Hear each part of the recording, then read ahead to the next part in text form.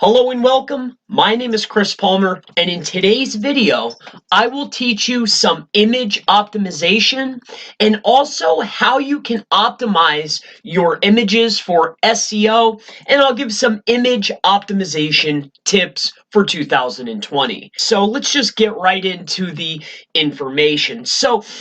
First and foremost, the most important thing and something that I've learned over time is when optimizing your images, you might want to add some text to your image. Now, I want to go ahead and show you a cloud API that Google has been using. If you hop on over to the Cloud Vision, and I want to go ahead and show you something. When I open up the test image that I've made, if you go ahead and take a look as it's loading, you will take notice that you cannot see image on the page. So you could go about this image optimization for your SEO in the future two ways. You can either hide text or you can add text to make the image more relevant. And what I'm showcasing here is that Google is not only reading the image, but they're also reading the text and what's contained within the image. So what I want to point out is if you take a look at the image, you cannot see any writing.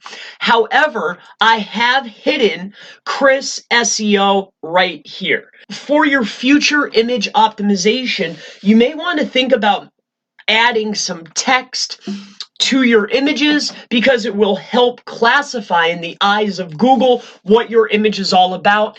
And you can go ahead and put keywords within your image like I did and hide them, and Google actually picked this up.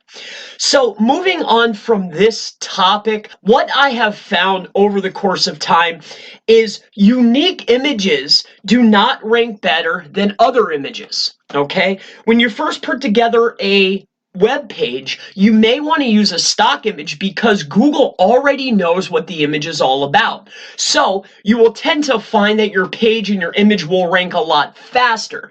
Now, once it's indexed and ranked, you may want to add a unique image.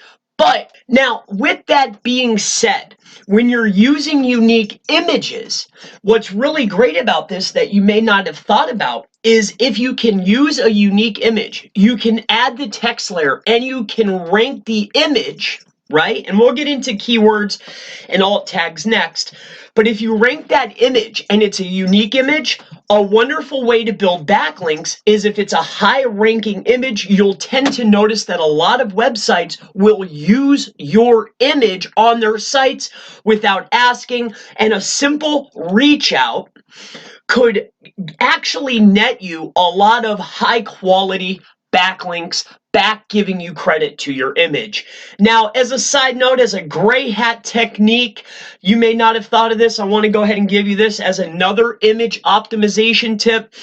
If you wanted to, if you were a gray hat, you could just reach out to people looking for images and say, hey, this is my image, and ask for a backlink. A lot of people will say no, but some people will actually just give you the link.